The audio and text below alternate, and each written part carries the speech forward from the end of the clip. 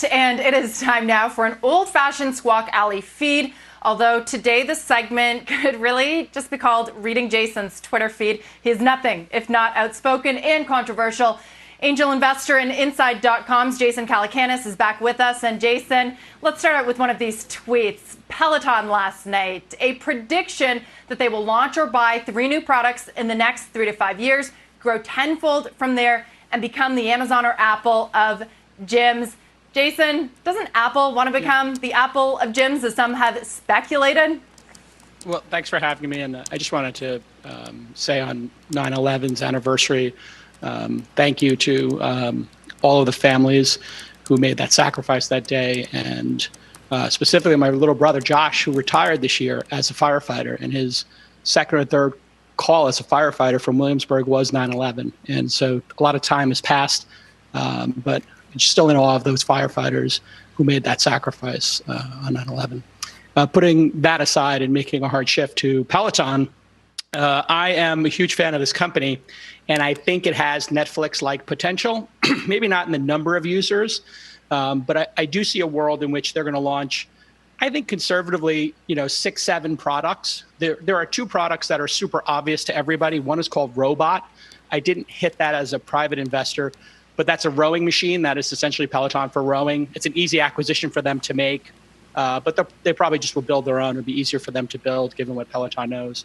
And then there's a unit called Tonal, Tonal. Also, I'm not an investor in that company, but I had them on my podcast, and I'm addicted to that product. And what these products represent is essentially the end of a company like Equinox or any of these gyms, because they've made a product that is just such a fabulous value proposition. And not only is it a better product and a better experience, it's a better value. And so, these devices will all be in the $1,000, $1,500 range, as we saw with the Tread 2. I have the original Tread, which was way overpriced at $4,000 something. But at $2,000 and $1,500, eventually it'll be a gangbusters. But they'll come out with an elliptical, a weight system, like a pulley system, like the Tonal, a robot. And they'll probably have like a mirror type, portrait panel. And we'll see the million subscribers go to 10 million. I haven't personally bought Peloton as a stock, but I'm going to start buying it over the next year or so.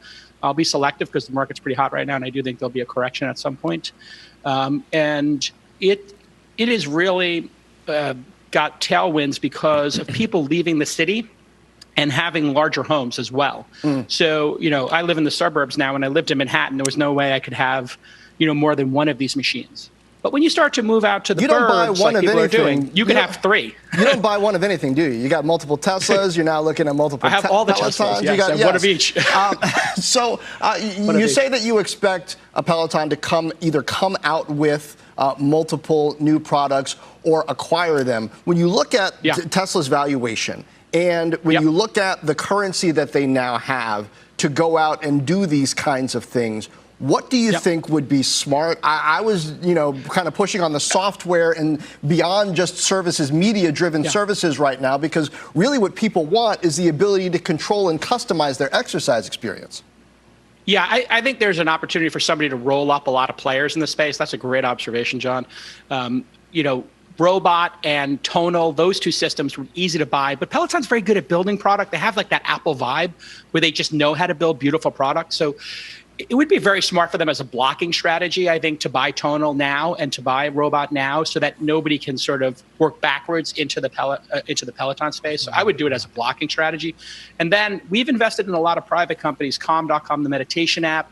Steezy is a dance app. And Fitbod is a cross-fitness app that doesn't use dedicated hardware. You use whatever hardware you got, including like push-ups and sit-ups and your own body weight. And all of those businesses are doing, tens to hundreds of millions of dollars a year in revenue. So I think with the SPAC movement, you're going to see a lot of those go public. And really, who loses is what you always have to ask. Where is this money coming from? I think that this is the new cable TV, the new DVR, the new PC. Every home will have one. And when you start looking at how brilliantly Peloton has priced this, when I go down to my Peloton now, I see not only my wife and I logged into it, but I see my parents and my brother, when they come to spend time with me in California, and they have accounts now. So I'm infecting them. We call this real world virality out here in Silicon Valley, over the shoulder virality. You take an Uber with somebody and then you download the app. So that is starting to happen for Peloton. So I think their customer acquisition cost is going to go down. And the prices for the hardware are going to go down, and then they'll stay at that $40 a month, which is absurd value for a family to have a $40 subscription.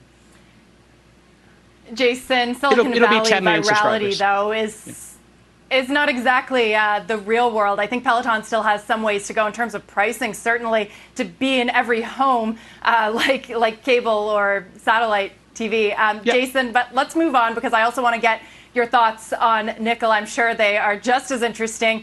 Your too soon unicorn rule. For some, I've heard that. Unicorn, like a unicorn with. Yeah. Yes, and so that's a reference to Theranos.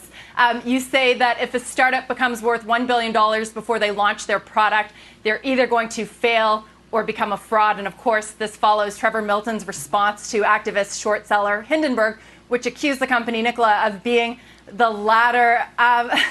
Okay, break it down for us. What is Nikola here then? So I had at a $12 billion valuation, I should add, much more than one. Yeah. All right. So I had Trevor on my podcast, and he was very honest, and he spent, I think an hour and a half on the pod talking very specifically about their plans. And there's a possibility that he'll hit some of these targets. I don't believe that companies should go public before they have product market fit. We've seen this a couple of times recently. Quibi, they were over $1 billion when they before they had their product launch. Obviously, Theranos comes to mind, and Magic Leap, the AR company in Florida, has had CEO turnover, and their product is, we're still waiting.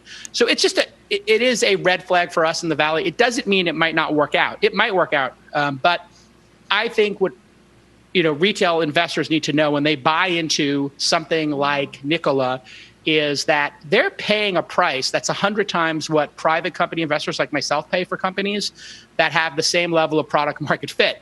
And that means, I'm not sure how you get a return on investing in an $11 billion company. That's probably arguably worth, a couple of $100 million, $200-300 million would probably be what it would be as a private company. So this new SPAC revolution that we have, I would just caution people to really look at who the promoter is. If it's Chamath, who I obviously have a long-term relationship with in business, we've done a lot of deals together and we're good friends. Someone like that is going to put out a certain type of product, and given how easy these SPACs are, we're going to see a lot of inventory that might be questionable. So only invest what you can afford to lose, folks. There's a lot of red flags with Nikola, and the product's not out, and I'm not sure that Trevor's figured out something that Elon doesn't already know over at Tesla. And so for him to be deriding the truck efforts at Tesla, that he's got a better mousetrap, I find not very credible. And I'm not sure he's figured out some secret sauce, to go 10x in terms of cost savings on hydrogen, which is kind of what he was claiming, that he's going to be able to make this cost 10 times less.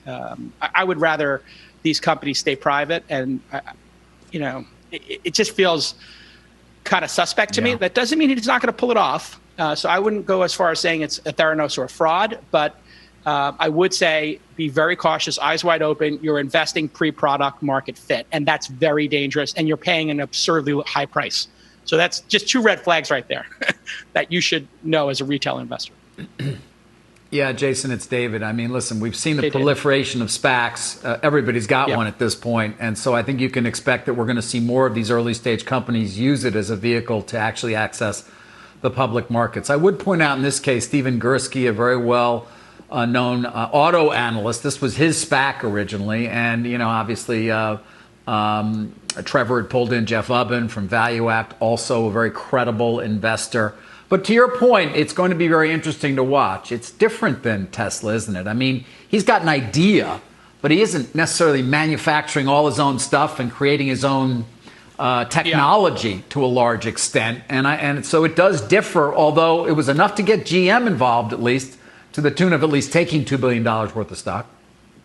Yeah, these SPACs are making me they're inspiring on one side, because I do think we want to see retail investors be able to invest in an Uber or an Airbnb, 5 years earlier than maybe they did, so they could see that appreciation, right? So, and we would like to double or triple the number of publicly traded companies and have a little more choice there and a little more competition. That would be good. But I think people are going to need to shift gears a little bit and then ask themselves, just because this looks like Tesla doesn't mean it is Tesla. And, Tesla has an engineer at the lead who is, perhaps the most brilliant engineer of our lifetime. I think it's a pretty good argument to be made there that Elon is. And I'm obviously close friends with Elon. And, I've known him since before, Tesla even existed. And, but he is a great promoter, Jason. He's a great promoter. But he's produced 4 cars. I mean, yeah, and he's produced 4 cars. Yes, and before that, I mean, it's not that he hasn't shared hyperbole with us in the past. Yeah.